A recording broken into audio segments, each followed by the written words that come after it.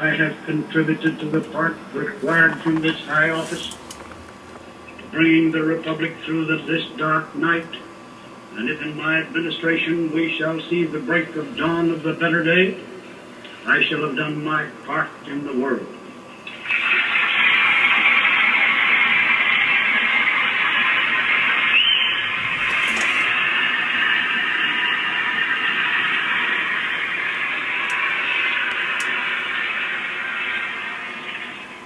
No man can have a greater honor than that.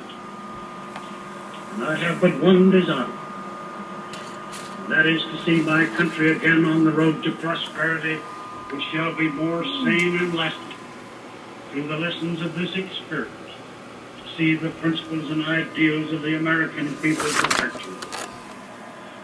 I rest the case of the Republican Party upon the intelligence and the just discernment of the American people.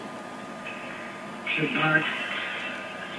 my countrymen again place upon me the responsibilities of this high office, I shall carry forward the work of reconstruction.